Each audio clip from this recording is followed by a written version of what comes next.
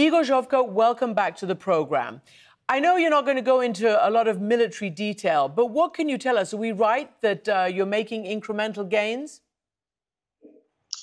Look, Kристиana, sorry, I will not be really much more in detail. This is a much speculated topic in many media. I will tell you, I will just repeat my president saying that some counter-offensive actions are already underway. We will not only certainly not comment in public in which exact places and what the gains are.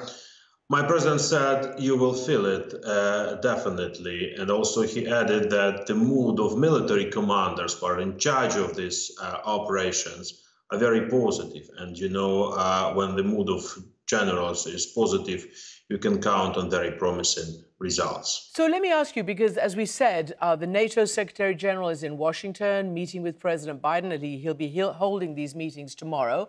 And clearly the state of the war, the state of the materiel that NATO is providing will come up. We understand that there's been quite a lot of American, like Bradley fighting vehicles, for instance, that were destroyed by the Russians in the first wave of the counteroffensive. I'm asking you this in terms of trying to understand how everything that you've been given so far is measuring up. Well, you certainly understand the important role of Western material, of Western weaponry and ammunition, which is of great need in Ukraine. When preparing the counteroffensive, we really, wanted this level of ammunition and weapon to be in enough quantity. But you certainly understand when you are at war, you not, have the ammunition somewhere in the warehouses or the artillery somewhere in stockpiles. We are using them. We were using them when defending our territory in the east.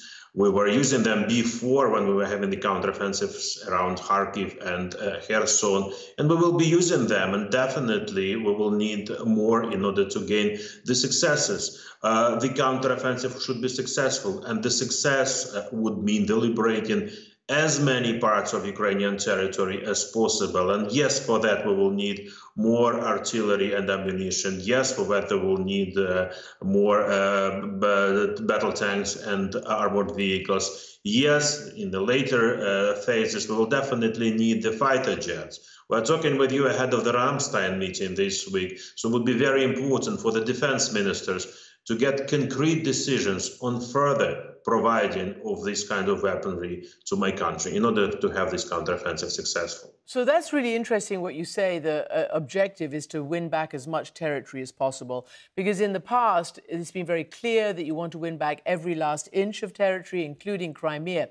And regarding these, the defense ministers meeting in Ramstein, your own defense minister, Reznikov, has said the expectation of this counteroffensive is overestimated, overheated. Most people are waiting for something huge, I would say. That is my main concern. How much pressure are you feeling? Is it overheated? What do you define as success in this counteroffensive?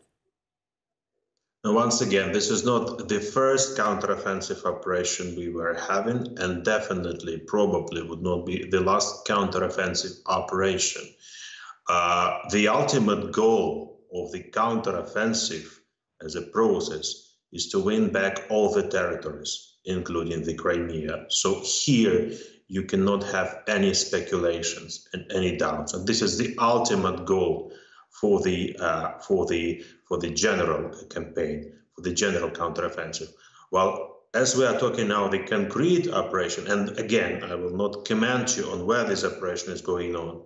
So obviously, the part where this operation is going on is to be liberated, as well as the other parts of Ukrainian territory should be liberated, including Crimea. So, but I can agree that, these speculations are overheated, because you might remember that the first person to announce about the Ukrainian counteroffensive this time was President Putin. Strangely, he's announcing not about his counteroffensive, but about Ukraine's counteroffensive. So, an interesting tendency.